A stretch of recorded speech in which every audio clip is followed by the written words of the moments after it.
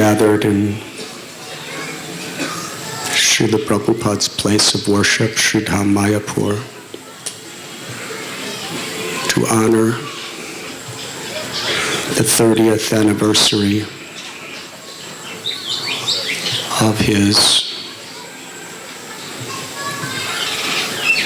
disappearance from this mortal world.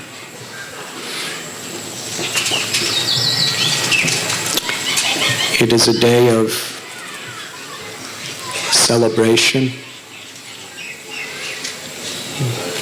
because we remember so deeply within our hearts the activities of Srila Prabhupada, his love, his kindness, his teachings, his exchanges with devotees. Also, it is a day of celebration because it is the day that he returned to Sri Sri Radha Krishna's eternal pastimes in Goloka Vrindavan. Simultaneously, it is a day of great agony because on this day we contemplate and realize what life is without his physical presence. On the day of the separation of the spiritual master, perhaps more than any other day, we meditate on the principle of union in separation. Sri Chaitanya Mahaprabhu taught us that this is the highest, most condensed form of love, union in separation. In the Gambhira, for the last 12 years of his earthly Leela, Sri Chaitanya Mahaprabhu immersed himself in those feelings. Yes, as so many devotees have spoken, the disappearance day of Srila Prabhupada is very difficult to understand.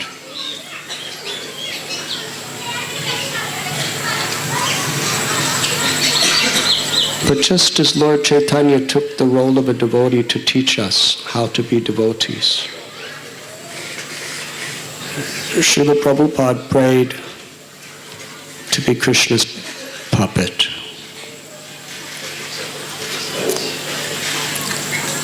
Krishna made him an acharya to teach us by his example. And throughout the history of creation, I do not find anywhere a more extraordinary example of Srila Prabhupada in regard to service and separation, union and separation from his spiritual master. In his life, he has taught us. In 1922, he first met his Guru Maharaj, Srila Bhakti Siddhanta Saraswati Thakur, and was given the order to spread Lord Chaitanya's teachings throughout the world in the English language. Later on, Srila Prabhupada read a commentary from Bhagavad Gita by Vishwanath Chakravarti Thakur that one must take the order of the spiritual master as his life and soul. Srila Prabhupada did that.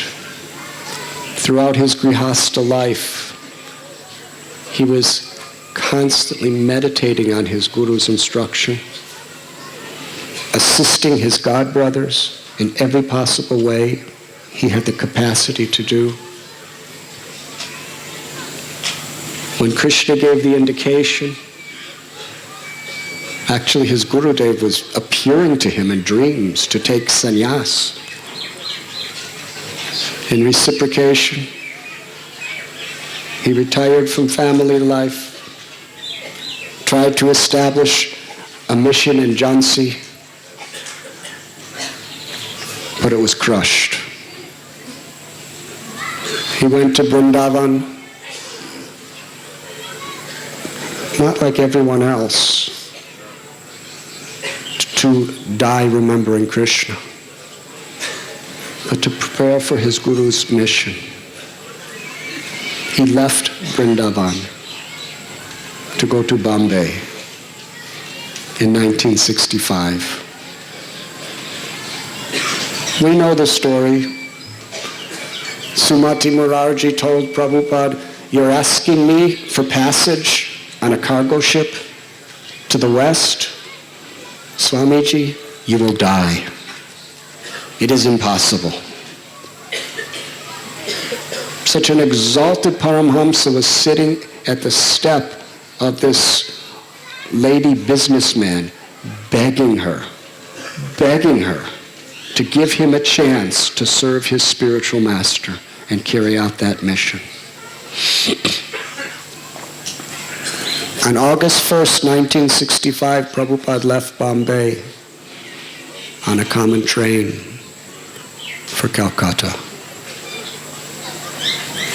On August 6th, Friday, 1965, Srila Prabhupada came to Sri Mayapur Dham. He didn't know anyone in America. He was 69 years old. He had only one thing: faith in the order of his spiritual master. He came here to Sridham Mayapur to spend the day at the Samadhi Mandir of Srila Bhaktisiddhanta Saraswati Thakur.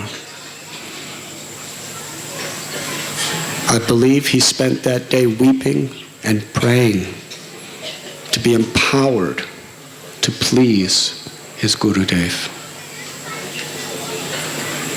He also visited Shantipur, where he sat in the back of the temple just chanting and crying and praying. As he was leaving, the pujari said, "I have seen you over the years coming here, sitting in the back of the temple, chanting and praying and crying. Who are you?" He said, "I am A.C. Bhaktivedanta Swami, the unworthy disciple of His Divine Grace Bhaktisiddhanta Saraswati Thakur Prabhupada. I've been coming here because my Guru Maharaj has given me an impossible mission. He has ordered me to cross the ocean, to go to the Western world, to spread the teachings of Lord Chaitanya to these sinful people who are suffering in forgetfulness of Krishna. I am coming here praying to Lord Chaitanya, Lord Nityananda, Advaita Acharya, to empower me to fulfill the order of my spiritual master and spread their Sankirtan movement. Tomorrow I leave for Calcutta. And then I will take a ship to America. Please pray for me. I do not know what will befall me, what will come upon me there.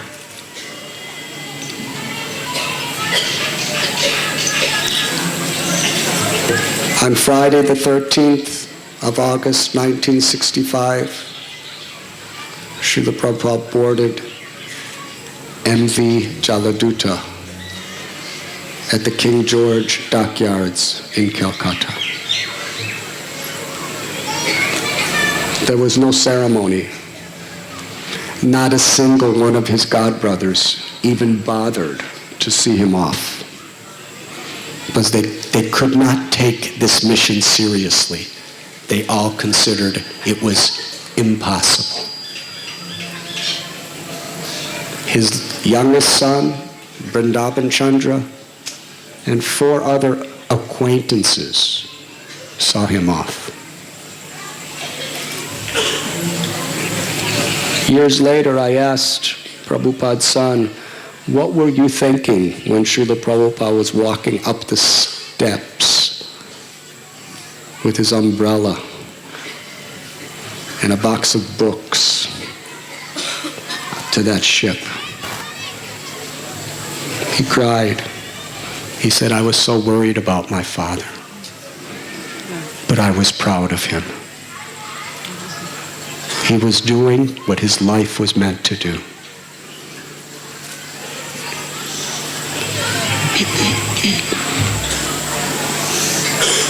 His 70th birthday was on that ship. In his diary, from the 25th of August to the 31st, there is nothing but a squiggly line through those dates. It was then when he had 2 serious heart attacks. He was utterly incapacitated for a week. No doctor, no hospital, no medicine, nothing.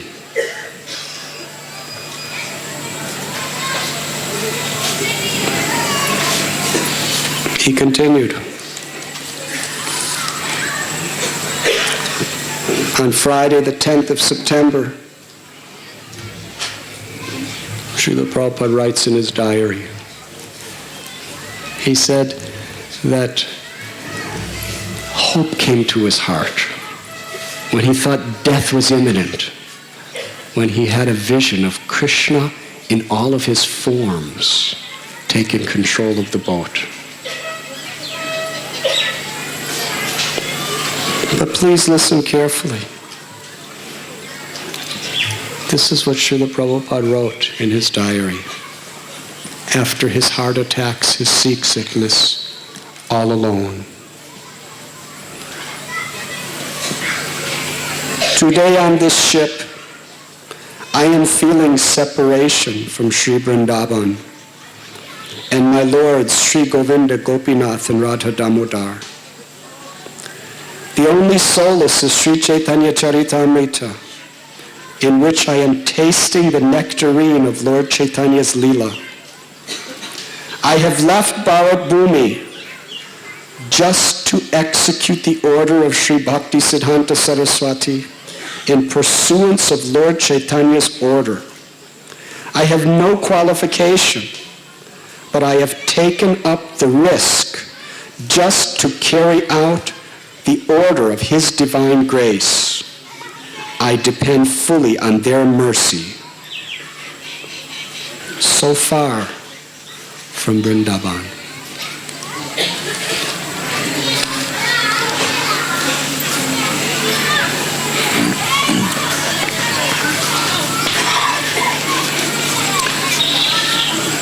Srila Prabhupada on the 13th of September wrote his prayer to Lord Krishna. I'd like to just read a couple stanzas. Sri Srimad Bhakti Siddhanta Saraswati Thakur, who is very dear to Lord Gauranga, the son of Mother Sachi, is unparalleled in his service to the Supreme Lord Sri Krishna. He is that great saintly spiritual master who bestows intense devotion to Krishna at different places throughout the world. Although my Guru Maharaj ordered me to accomplish this mission, I am not worthy or fit to do it. I am very fallen and insignificant. Therefore, O Lord, now I am begging for your mercy so that I may become worthy, for you are the wisest and most experienced of all. If you bestow your mercy by serving the spiritual master, one attains the absolute truth.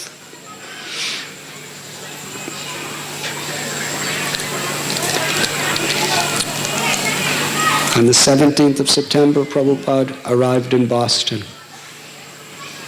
On the 18th in Boston Harbor, he wrote his Markandeya Bhagavad Dharma,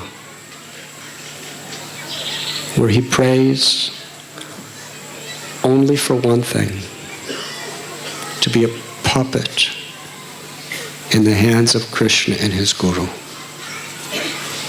To be given the words to inspire the hearts of the fallen souls who have forgotten Krishna. Please meditate on Prabhupada's spirit of compassion and devotion to his Guru.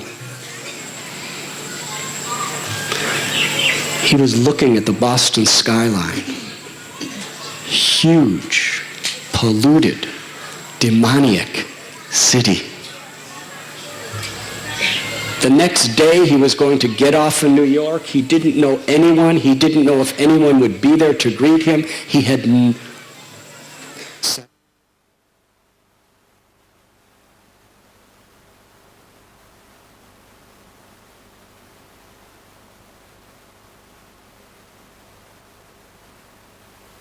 old. What would you pray for? He was only praying for this: let me be an instrument, a puppet of my Gurudev's compassion for others. That was Srila Prabhupada. After 38 days on that cargo ship, he came off in New York.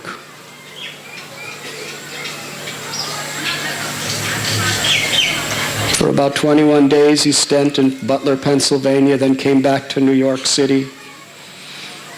He was moved from place to place. Sometimes he was robbed. Sometimes mad people threatened his life. People condemned him. People blasphemed him. They threatened him.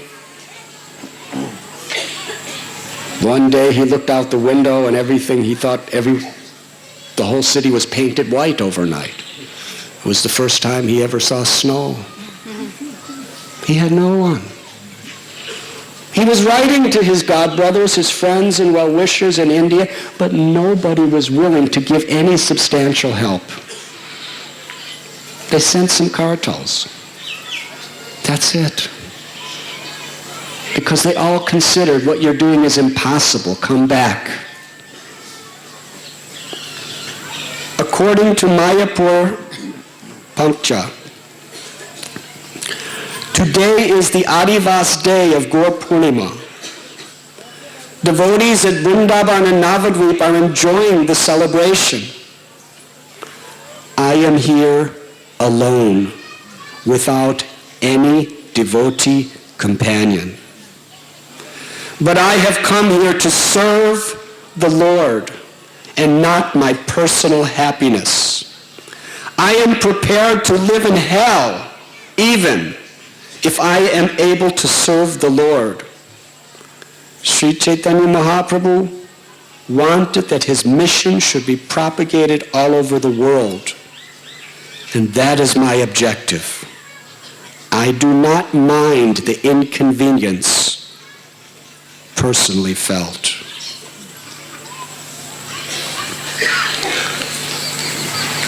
It was in this spirit that Srila Prabhupada served his Guru Maharaj in separation,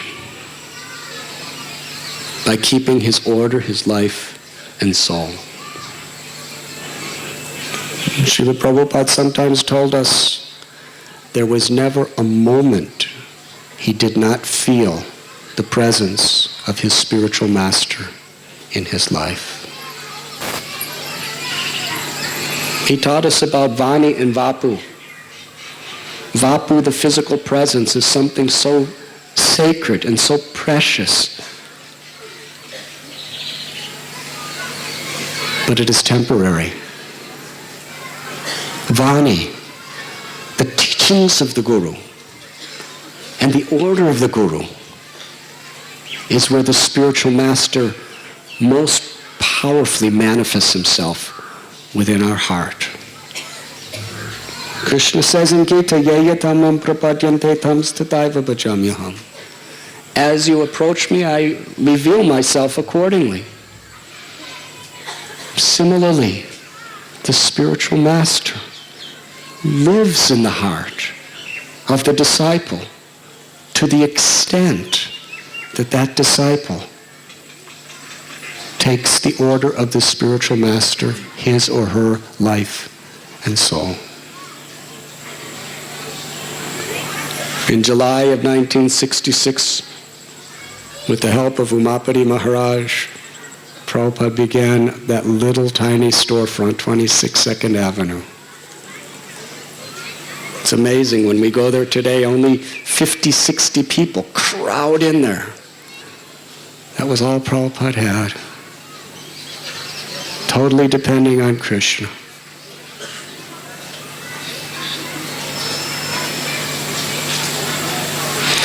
In Los Angeles, after Srila Prabhupada had established a worldwide mission, on the disappearance day of his Guru Maharaj, he gave a beautiful lecture describing Bhaktisiddhanta Saraswati Thakur's glories in his own relationship with Bhaktisiddhanta Saraswati. At the end of that lecture, Srila Prabhupada began to cry. We can hear him weeping on the tape. He said, I am very old. I could die at any time. He became really choked up. He paused for a moment and he pleaded, begged all of us. I could die at any moment. Please carry on the mission of my Guru Maharaj.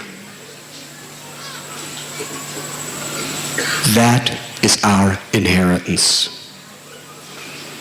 That is Prabhupada's legacy.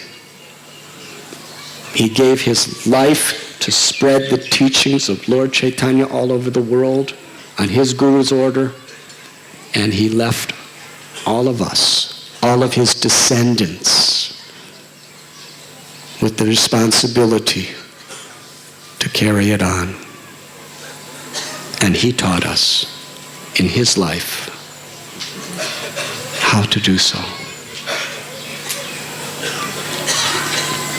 Here in Mayapur, we are seeing the love that his disciples have for him. We see something extraordinary. How devotees, many of them from the Western world who had no conception of bhakti, how they took that spirit of Srila Prabhupada's prayers to Krishna, how they took that spirit of Srila Prabhupada's devotion to his Guru Maharaj's mission as their life and soul. Sitting with us is Umapati Maharaj. He's almost 70 years old. Recently had a stroke. But following in the footsteps of Prabhupada, he's in China, hiding underground, behind the bamboo curtain, preaching Krishna consciousness, translating Srila Prabhupada's books. That is the spirit that Srila Prabhupada implanted within his heart. We have Jai Patak Maharaj, tirelessly going all over the world to places nobody else wants to go, just to expand this mission and enliven the devotees in Prabhupada's service. His Holiness Indrajumna Maharaj, Prabhupada's example, what has it done for him? Traveling around the world, extraordinary preaching in the former Soviet Union, in Poland, inspiring millions of people in Krishna consciousness. We have Malati Prabhu, one of the sickliest persons physically on the planet, statistically. But as His Holiness Tamal Krishna Goswami Maharaj told me, he said, she's too busy serving Prabhupada to die. She doesn't have time. In such a state, in her old age, taking such responsibilities as becoming a GBC, traveling all over America, preaching, traveling in vans with ladies' parties. The spirit of Prabhupada. Bhakti Bringa Govinda Maharaj. He's from Vrindavan. He lived there for years. He could just be sitting at Govardhan Hill chanting Hare Krishna and everyone would be happy. But he's battling for years against an Islamic government to expand Krishna consciousness in Kazakhstan and protect the devotees of Prabhupada from persecution. Why would anyone choose to go through that? Bhavananda Prabhu, a very dear personal associate of Srila Prabhupada.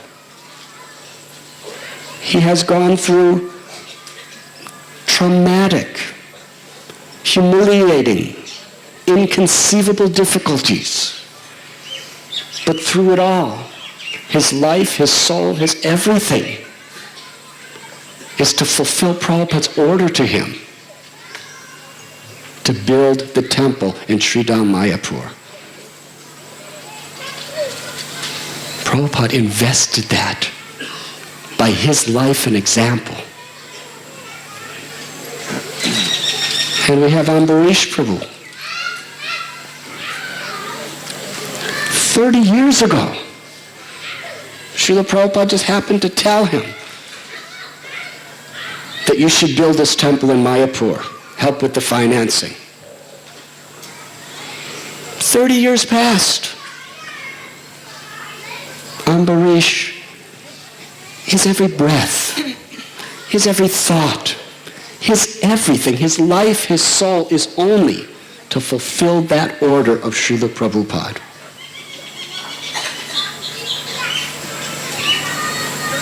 Srila Prabhupada left on the Jaladuta 43 years after Bhaktisiddhanta Saraswati gave him that instruction. That mission burned like fire in his heart. And we can go on and on about the great devotees who are here. But yes, Srila Prabhupada's spirit is still alive and well in the hearts of those devotees who have received his mercy. Srila Bhakti Tirtha Swami Maharaj, his last breaths, no matter what happened, he finished his rounds. However, inconceivably, his body was ravaged by disease in his last days. He said, I vowed to Srila Prabhupada to chant at least 16 rounds every day. I can't miss. And how he extended himself, just so that after he departs, he would fix peaceful his disciples and all others who were his well-wishers closer to the lotus feet of Srila Prabhupada and more dedicated and connected to ISKCON for the mission of ISKCON. On the disappearance day of Srila Prabhupada, in my own heart of hearts, I believe the greatest way that I can celebrate is just to meditate on how Srila Prabhupada served his Guru Maharaj in separation, and pray for my heart of hearts, in whatever insignificant way I can, to follow in his footsteps and be the servant of his servants. Srila Prabhupada ki jai. Thank you very much.